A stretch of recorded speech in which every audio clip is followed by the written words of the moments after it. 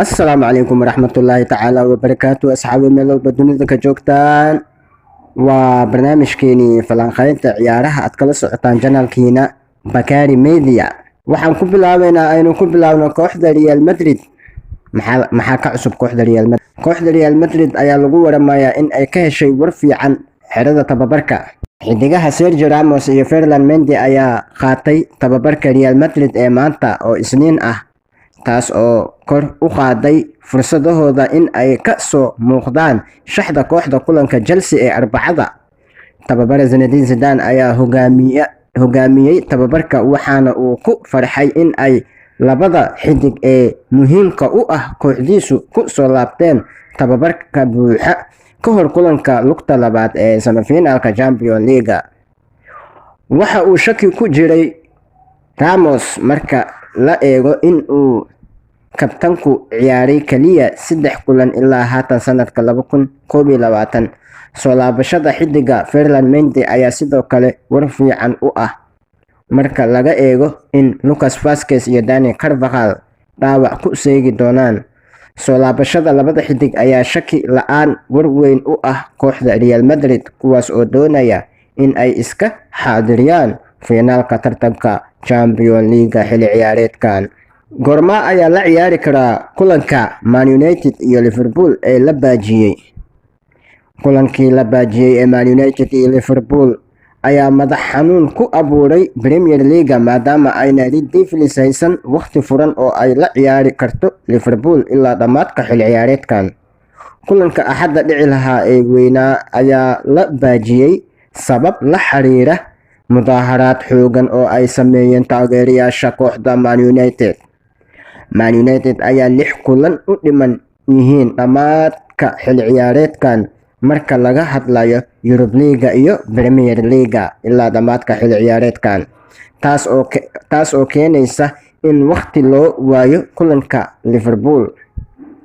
Fursad walba uu kulankan ku dhici lahaa bartamaha toddobaadkan ayaan jirin sabab la xidhiidha in ay Man United ciyaari doonto Europe League. Man United iyo Liverpool ayaa sidoo kale toddobaadka dambe la ciyaari doona Southampton iyo Aston Villa. Kooxda Man United ayaa bartamaha toddobaadkan dambe la ciyaari doonta Leicester City iyada oo Liverpool toddobaadkaas fasax haysato ka hor inta aysan Isniinta la ciyaarin West Brom. Labada kooxood ayaa sidoo kale bartamaha toddobaadka xiga ciyaari doona kulamo ay la ciyaari doonaan Fulham iyo Burnley. Labada kooxood ayaa xilli ciyaareedkooda Premier League soo xidhmi doona 23 May oo ku beegan Axadda iyada oo 20 kooxood hal mar wada ciyaari doonaan. Arrintaas ayaa la macno ah in ay labada kooxood kulankooda baaqiga ah ciyaaraan dhamaadka kulanka ugu dambeeya ee xilli ciyaareedka. PSG oo soo saartay liiska xidigaha ay kaga hortagi doonto Man City. Tababaraha kooxda PSG Mauricio Pochettino ayaa soo saaray liiska xidigaha uu kaga hortagi doono kooxda Man City lugta labaad ee semifinalka Champions League. Mauricio Pochettino ayaa soo xushay xidigihiisa oo dhan kana mid yahay xidigaha Kylian Mbappe oo laga cabsi qabay in uu dhaawac dartiis ku seego kulanka muhiimka u ah kooxda reer Faransa.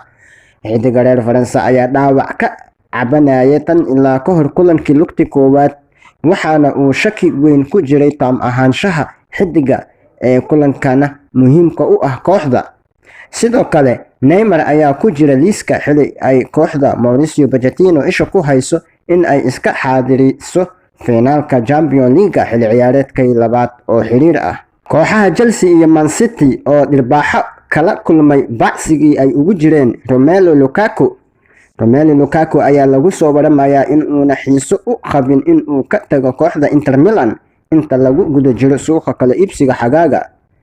Xidiga 27 jirka ah ayaa qaab ciyaareed cajiib ah ku qaadanaya kooxda Inter Milan xilli ciyaareedkan isagoo dhaliyay 27 gool isla markaana diiwaan geliyay 9 caawin 41 kulan oo uu saftay tartamada oo dhan. Lukaku ayaa shabaqa soo taabtay 20 jeer Serie A xilli ciyaareedkan. Dhanka kale iyadoo weeraryahanka dhexe uu door muhiim ah ka ciyaaro kooxda Antonio Conte oo ku guuleysatay horyaalka Serie A xilli ciyaareedkan. kooxaha Chelsea iyo Man City ayaa la sheegayaa in ay xiiso u qabeen saxiixa xidiga weerarka kaga ciyaara ee xilli labada kooxood si weyn loola xiriirinayay maalmihii la soo dhaafay. Si kastaba ha ahaatee, sida uu sheegayo saxafiga reer Talyaani ee Fabrizio Romano, xidiga reer Belgium ayaan diyaar u ahayn suurtagalnimada uu kaga tagi karo San Siro suuqa soo socda. Runtii waan ku faraxsanahay inaan ahay ciyaaryahan Inter Milan ah. Waxa aan dareen gaar ah u hayaa kooxda, sidaa darteed waxa aan go'aansaday in aan magaalada ku wareego si aan taageerayaasha ula dabaaldego, ayuu Lukaku u sheegay Sky Sport Italia. Champions! Inter Milan oo si rasmi ah ugu guuleysatay horyaalka Serie A markii ugu horeysay muddo 11 sano ah. Kooxda Inter Milan ayaa si rasmi ah ugu guuleysatay horyaalka Serie A xilli ciyaareedkan markii ugu horeysay muddo 11 sano ah. Kooxda Inter Milan ayaa ku guuleysatay horyaalka Serie A kadib markii ay Atlanta barbaro la gashay kooxda Sassuolo kulan ka tirsanaa horyaalka Serie A.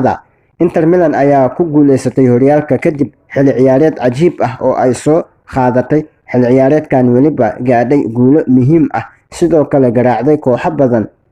Inter Milan ayaa soo afjartay muddo 9 sano ah oo ay kooxda Juventus guuleysanaysay horyaalka Serie A.